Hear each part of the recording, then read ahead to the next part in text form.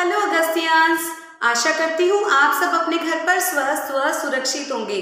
तो ये है आपकी कहानी सुनने का समय और आज मैं कहानी लेकर आई हूँ महात्मा बुद्ध की। तो चलिए सुनते हैं कहानी महात्मा बुद्ध। भगवान बुद्ध आत्मज्ञान की खोज में तपस्या कर रहे थे। उनके मन में अलग अलग तरह के प्रश्न आ रहे थे।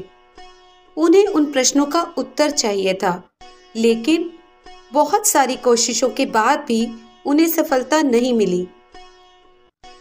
आत्मज्ञान की प्राप्ति के लिए उन्होंने कठोर तपस्या की, बहुत सारे कष्ट सहन किए। तपस्या में भी सफलता की कोई किरण दिखाई नहीं दे रही थी। वे उदास मन से इन्हीं प्रश्नों के बारे में सोच रहे थे। इसी दौरान उन्हें प्यास लगी। वे जल पीने के लिए सरोवर के पास गए। वहां उन्होंने एक बहुत ही प्यारा दृश्य देखा। एक गिलहरी मुंह में कोई फल लिए सरोवर के पास आई। फल उससे छूटकर सरोवर में गिर गया। गिलहरी ने देखा फल पानी की गहराई में जा रहा है। गिलहरी ने पानी में छलांग लगा दी। उसने अपना शरीर पानी में भिगोया और बाहर आ गई। बाहर आकर उसने अपने शरीर पर लगा पानी झाड़ दिया और फिर से सरोवर में कूद गई। उसने यह क्रम जारी रखा। बुद्ध उसे देख रहे थे, लेकिन गिलहरी इस बात से अनजान थी। वे लगातार अपने काम में जुटी रही। बुद्ध सोचने लगे, ये कैसी गिलहरी है?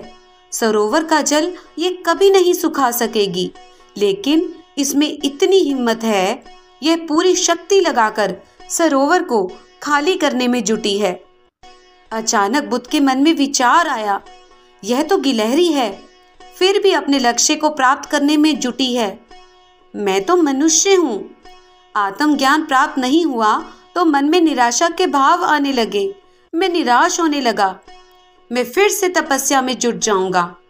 इस प्रकार महात्मा बुद्ध ने गिलहरी से भी शिक्षा प्राप्त की और तपस्या में जुट गए और एक दिन उन्हें आत्मज्ञान प्राप्त हो गया और वे भगवान बुद्ध हो गए। तो बच्चों, ये थी कहानी गौतम बुद्ध की। आशा करती हूँ आपको यह कहानी पसंद आई होगी। धन्यवाद।